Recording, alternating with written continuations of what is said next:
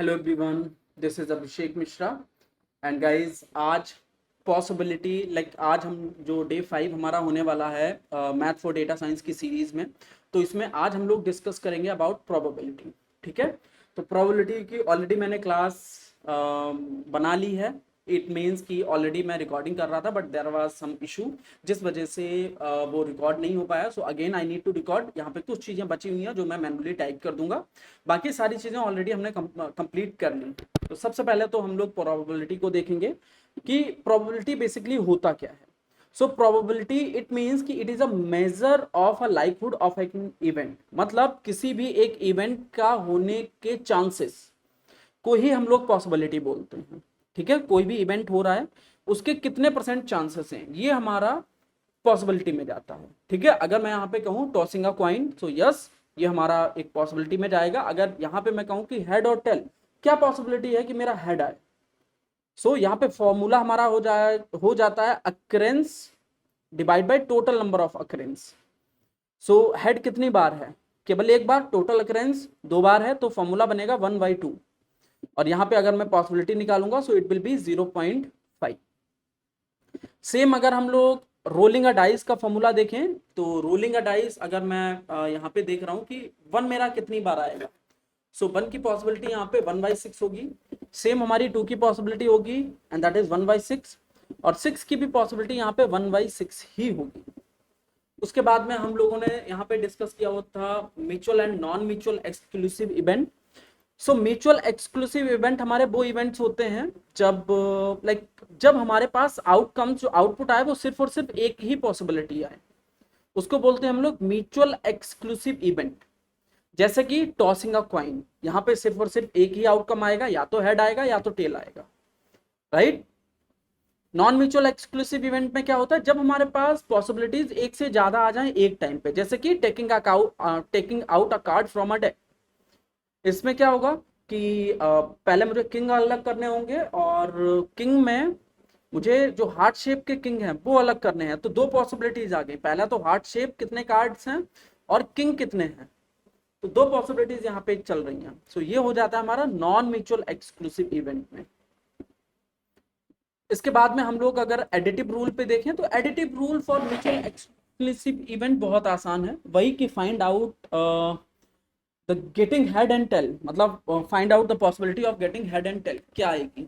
तो यहाँ पे possibility of head plus possibility of tail हो जाता है, ये हमारा फॉर्मूला हो जाता है। ठीक है, इसको मैं फॉर्मूला बार में डाल देता हूँ, बढ़िया। और इन दोनों की पॉसिबिलिटीज अगर मैंने काउंट करी है तो मेरे पास आउटपुट यहाँ पे 1 आ चुका। सेम हम लोग additive rule for non mutual exclusive event के लिए देख रहे थे, क्योंकि नॉन म्यूचुअल एक्सक्लूसिव इवेंट में हमें वही फॉर्मूला यूज करना पड़ेगा।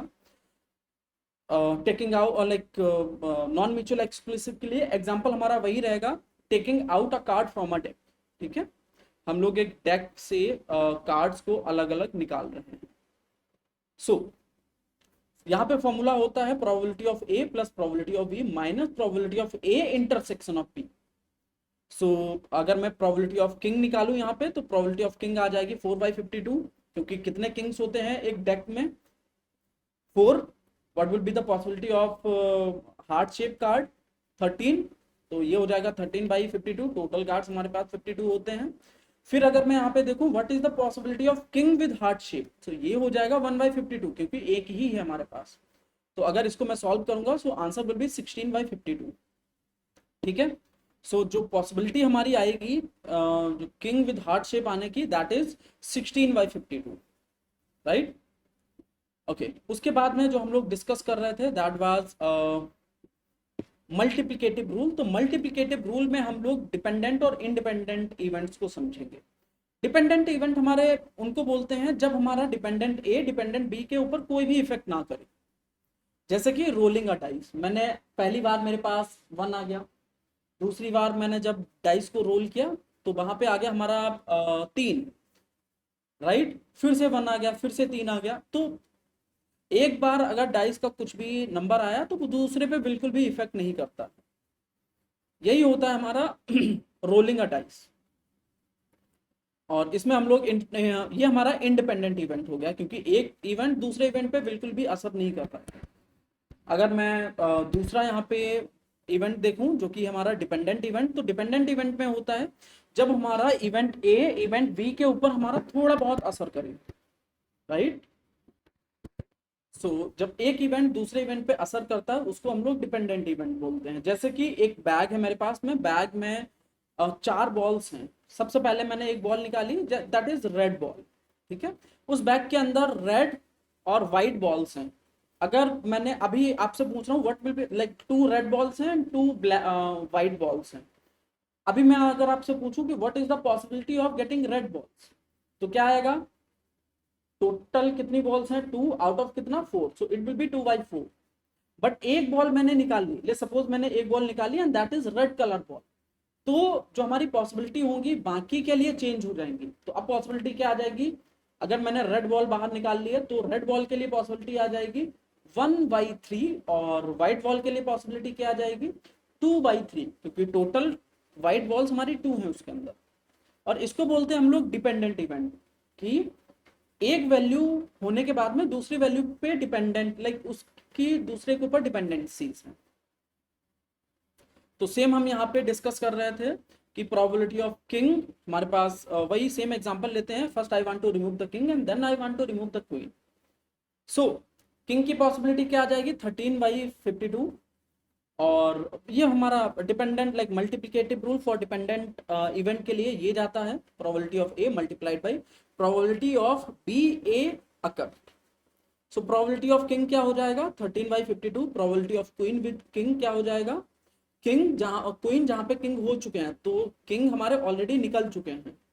सो अगर मैं 52 से ये 52 से 13 को रिमूव करूं, सो गाइज यहाँ पे हमारा आना चाहिए, क्योंकि मैं अगर 13 कार्ड्स को निकाल दूंगा, 13 पॉइंट लाइक 13 वैल्यूज को निकाल दूंगा, तो यहाँ पे हमारा बचना चाहिए 39, राइट।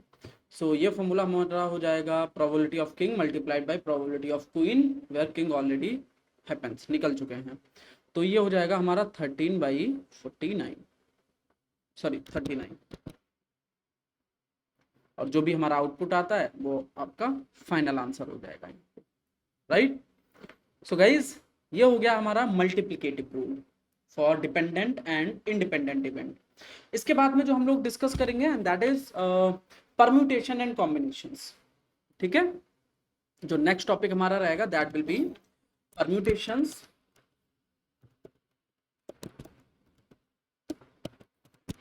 And combinations.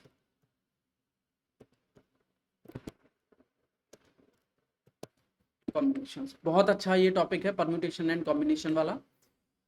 एक एग्जांपल हम लोग लेते हैं, छोटा सा एग्जांपल है, बहुत अच्छे से ये क्लियर होगा कि क्या होता है हमारा परम्यूटेशंस और क्या होते हैं हमारे कॉम्बिनेशंस। लेट्स सपोज हमारे पास में है ए, उसके बाद में हमारे पास है बी, फिर सी, और लास्ट में हमारे पास में है एक और डी। मेरा टास्क ये है कि मुझे दो दो करके वैल्यूज को, दो दो कैरेक्टर्स का यूज करना है, सेम कैरेक्टर में यूज नहीं कर सकता, और पेयर्स बनाने हैं।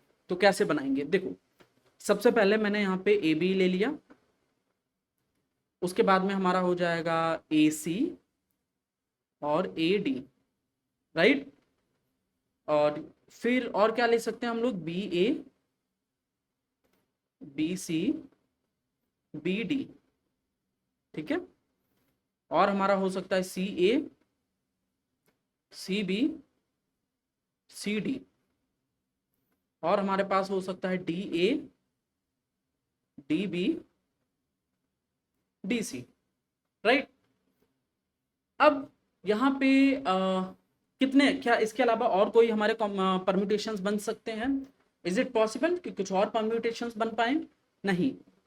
और यही होता है हमारा permutations, this is my permutations, right. सो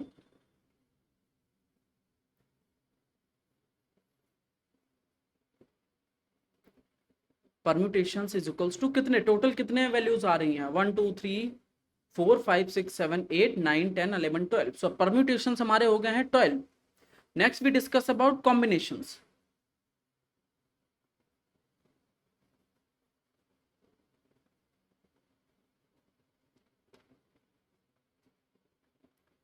अगर मैं कॉम्बिनेशन की बात करूं तो कितने कॉम्बिनेशन हमारे यहाँ पे बन सकते हैं, कॉम्बिनेशन इन द सेंस कि बी ए और ए बी इनको हम एक ही काउंट करेंगे। सो इट मीन्स कि हमारे पास में बी ए अवेलेबल है, राइट, बट बी ए की जगह पे मैं ए बी को काउंट करूंगा, ठीक है। सो इसकी जगह पे मैं इसको काउंट करूंगा। देन वी हैव ए सी, तो क्या ए सी हमारे पास ऑलरेडी अवेलेबल है, एक बार चेक करो, बिल्कुल सी ए में काउंट करूंगा, ठीक है। उसके बाद में हमारा हो गया है ए डी, तो क्या ए डी की जगह पे हमारे पास कुछ और अवेलेबल है सब्स्टिट्यूट, हाँ डी ए, इसको मैं काउंट करूंगा, ठीक है। एंड इसके बाद में हमारे पास में है यहाँ पे बी सी, क्या हमारे पास बी सी का कुछ है सब्स्टिट्यूट, बिल्कुल सी भी है, इनमें से एक को मैं काउंट करूंगा। क्या हमारे पास बी डी की जगह पे कुछ और अवेलेबल है, तो हाँ हमारे पास डी बी अवेलेबल है, तो मैं डी बी को लूंगा। इसके बाद में हमारे पास बचा है सी डी, तो यहाँ पे मैं सी डी को पिक कर लूंगा, सॉरी डी सी को। तो कितने हमारे पास कॉम्बिनेशन बने, सो टोटल हमारे पास 1 2 3 4 5 6, सो टोटल हमारे पास 6 कॉम्बिनेशंस बने हुए हैं। तो परम्यूटेशंस हो गए हमारे पास 12 और कॉम्बिनेशंस हमारे पास हो चुके हैं टोटल 6, राइट। अब यहाँ पे हम लोग फॉर्मूला भी देख लेते हैं। बेसिकली परम्यूटेशन का हमारा जो फॉर्मूला होता है, इसको एन पी आर बोलते हैं हम लोग। एन है हमारा total number of element, R हमारा होता है काउंट, ठीक है, और फॉर्मूला हो जाता है हमारा factorial N divide by N minus R का फैक्टोरियल, ठीक है। एंड इसको मैं यहाँ पे हाँ, ये हमारा परम्यूटेशन का हो गया। और अगर मैं कॉम्बिनेशन की बात करूं तो कॉम्बिनेशन का यहाँ पे हमारा फॉर्मूला कुछ इस तरह से होगा, N C R is equals to factorial of N divide by N minus R का फैक्टोरियल इंटू आर का फैक्टोरियल। आर हमारा काउंट, ये दो हमने वैल्यूज ली हुई हैं, इन दोनों वैल्यूज को हम लोग सॉल्व करते हैं, परम्यूटेशंस पहले निकालते हैं। तो एन पी आर, तो एन की वैल्यू कितनी है हमारी, कितने टोटल एलिमेंट्स हैं, 1 2 3 4, 4 एलिमेंट्स हैं, और इन पे हमें 4 माइनस टू, क्योंकि दो के एलिमेंट्स बनाने हैं ना, 4 माइनस 2 का अगर मैं फैक्टोरियल यहाँ पे निकालूं तो टोटल जो हमारा आउटपुट आएगा वो आएगा 12। आप लोग उसको कैलकुलेट कर सकते हो, ठीक है। और सेम अगर मैं यहाँ पे एन सी आर को काउंट करूं तो ये हो जाएगा हमारा 4 का फैक्टोरियल डिवाइड बाई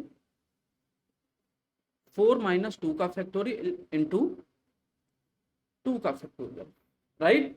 अगर मैं इसको सॉल्व करूंगा so answer will be 6, right. So permutation and combination किस तरह से हमें निकालने होते हैं ये हमने थ्योरेटिकली देख ही लिया है, बाकी ये हमारे फॉर्मूलाज हो गए परम्यूटेशन एंड कॉम्बिनेशन के, राइट। सो गाइज आप ये फॉर्मूलाज का यूज कर सकते हो परम्यूटेशन और कॉम्बिनेशन का। और ये परम्यूटेशन एंड कॉम्बिनेशन हमारे लिए इंपॉर्टेंट होते हैं जब हम लोग मशीन लर्निंग के मॉडल्स बनाएंगे, वहां पे इनको यूज करेंगे, right. So guys that's all about your probability, right. अब इसके बाद में जो हमारी नेक्स्ट क्लास होगी उसमें कुछ और टॉपिक्स को हम लोग डिस्कस करेंगे related to math. So till then bye bye, take care everyone.